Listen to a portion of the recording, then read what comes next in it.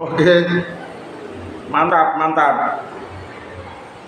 Pada sore ini saya Mr. Monta, bukan di dalam luar kelas seperti biasanya di tepi pantai maupun di tempat yang lain, tapi kali ini saya benar-benar berada di dalam kelas, yaitu kelas 6, karena saya mendapat WA dari Ibu Wati sebagai kepala sekolah yang telah di-share di grup bahwa hari ini hari Kamis tanggal 14 April kegiatan bimbingan belajar diaktifkan kembali, dimulai kembali. Tentu saya senang mendengar WA itu. Saya perhatikan banyak wali murid yang memberikan respon. Nggih Bu, tapi oleh nggene wae. Karena yang bilang ternyata anaknya tidak ada di dalam kelas. Yang ada di dalam kelas ini justru yang tidak bilang nggih ya. Ada siapa ini? Ada Reva, ada Saluna, ada Raisa, ada Najita dan Bella ya. Oh mantap. Ada 5 anak. Baik. Karena bahasa Inggris ini adalah bahasa kebutuhan, bahasa internasional. Walaupun saya tidak ditugasi bimbel di kelas seperti ini, hari demi hari saya selalu belajar bahasa Inggris. Tidak pernah pray atau tidak belajar. I always study English every day, every time, anywhere with myself. Why? Because according to me that English is very important for our future in my family and in myself. Mantap. Dan kemudian belajar bahasa Inggris itu adalah sama dengan belajar kosakata. Saya ulang, belajar bahasa Inggris itu sama dengan belajar perbendaraan kata. Bahwa bahasa Inggris itu memang dipelajari, kosakatanya harus dikuasai. Supaya apa? Supaya nanti kita bisa ngomong, supaya kita nanti bisa menulis, supaya kita nanti bisa mengerjakan soal. Lah, ini anak kelas 6, tentu yang dibutuhkan adalah bisa memahami soal. Menurut fakta bahwa soal yang diberikan kepada anak kelas 6 semudah apapun, dalam penelitian saya, rata-rata anak itu yang dirasakan adalah bingung atau tidak punya kemampuan untuk memahami kalimat yang diberikan, sehingga di saat mengerjakan soal salah, asal-asalan, tidak berbobot, tidak bermutu, dan tidak berkualitas karena kurangnya vocab, kurangnya pemahaman dan kemampuan, kurangnya jam terbang. Sadar atau tidak, itulah yang terjadi pada anak-anak. Mengapa kok demikian? Jawabannya adalah karena lingkungannya tidak mendukung.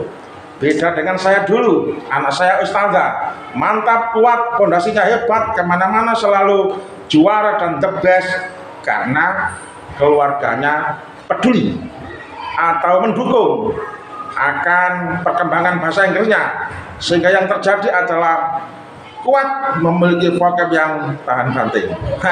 Tetapi murid-murid saya ini kan hanya sekedar dengar motivasi dari gurunya, begitu nanti di rumah wassalam, orang tua masing-masing nggak mau tahu. Sepertinya apa jare Pak Guru, ustaz sekolah kok. Dan yang terjadi memang demikian. Sekarang saya akan bukti. Soal yang akan kami berikan kepada anak-anak adalah berbunyi demikian. Look at the picture. Artinya perhatikanlah gambar ini. Apa? Look at the picture. Artinya lihatlah, perhatikanlah gambar di bawah ini. Perhatikanlah gambar berikut ini. Gambar yang disajikan adalah gambar sosok seorang pemuda atau gambar sosok seorang laki-laki yang berekspresi memanggil temannya. Diekspresikan gambar seorang laki-laki berekspresi memanggil-manggil temannya. Setelah diberi gambar dan petunjuk berupa kalimat perintah untuk memperhatikan apa yang terjadi pada gambar tersebut, di bawah gambar diberi kalimat rumpang. Kalau saya bilang kalimat rumpang, bisa saja menurut saya nggak paham apa sih itu Pak kalimat rumpang. Mungkin saja tidak paham atau mungkin sudah paham, saya nggak tahu.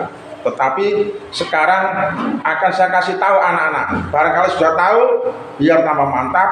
Barangkali belum pernah tahu, biar menjadi paham.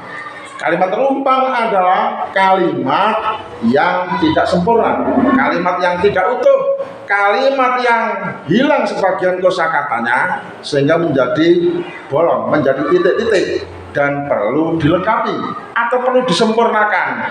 Tentu menyempurnakannya nanti adalah disediakan jawaban pilihan untuk dipilih yang sesuai.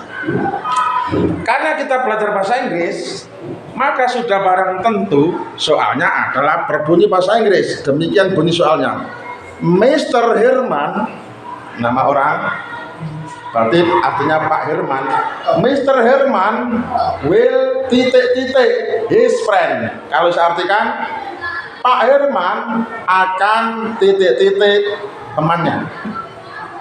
Nah, titik-titik ini diisi apa?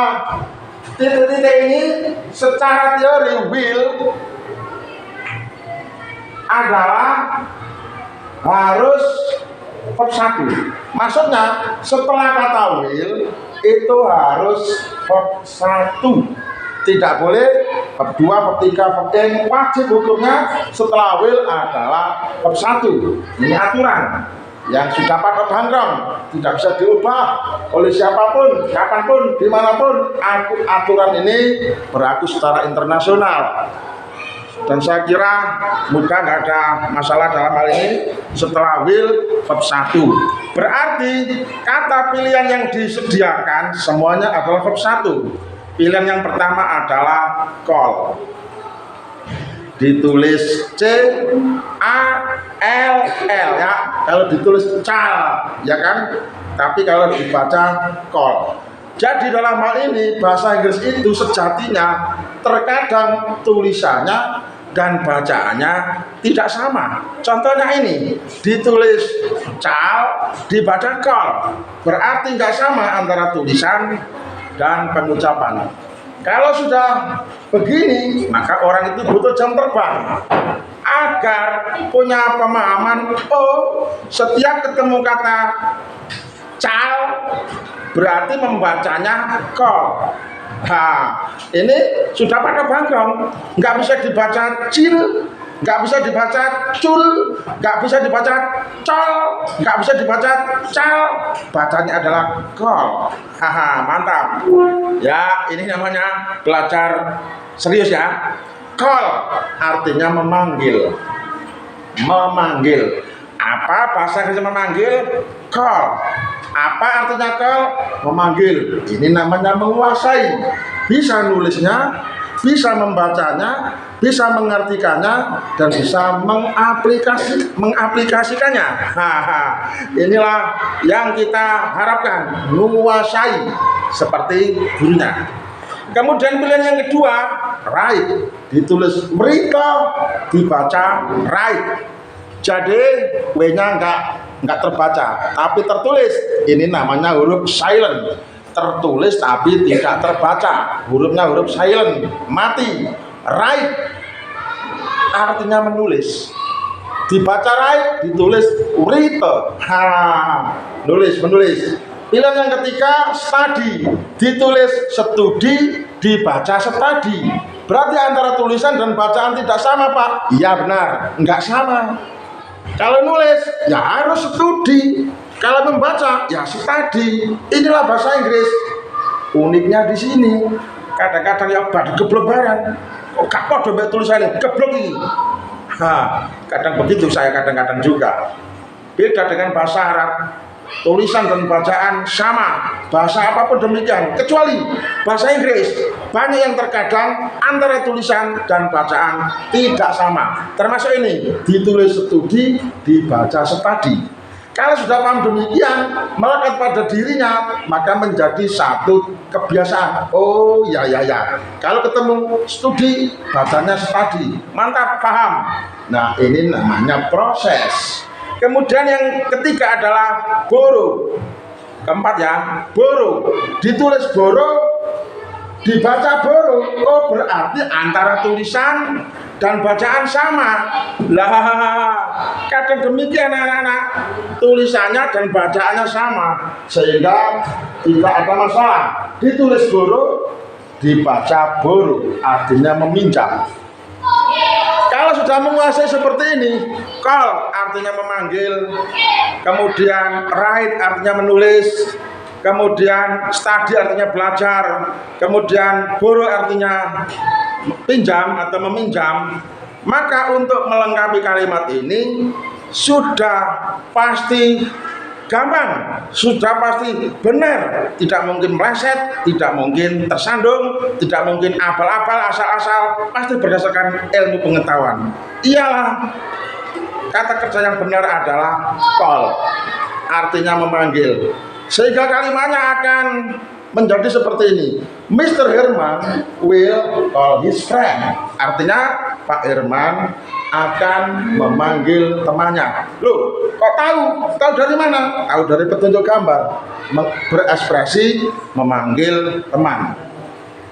Di samping itu juga tahu dari konteks kalimat. Misal dipilih satu-satu ya. Kita coba saja.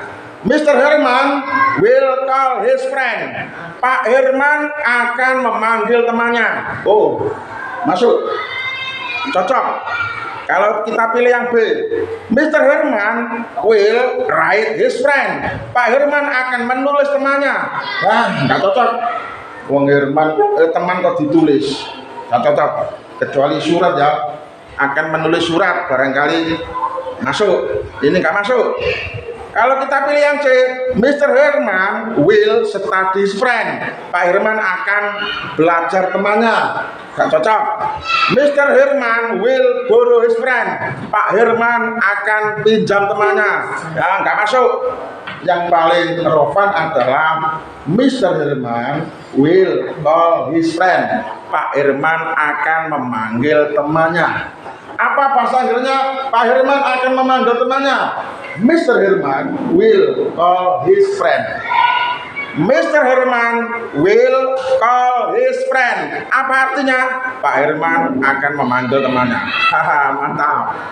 Saya pikir ini bimbel bahasa Inggris di sore ini yang sengaja saya jadikan konten untuk bisa diakses kepada orang di seluruh dunia manapun, karena ini aksesnya sudah akses internet, sudah barang tentu dipersiapkan untuk orang-orang yang butuh dengan bahasa Inggris.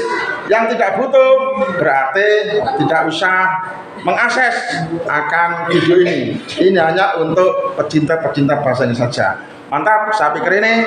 Terima kasih atas perhatiannya. Doa saya semoga Anda jadi orang hebat. Dan tentu jangan menyerah, apalagi putus asa. Tetap semangat seperti saya, Mr. Muntaha. Wassalam. Bye-bye.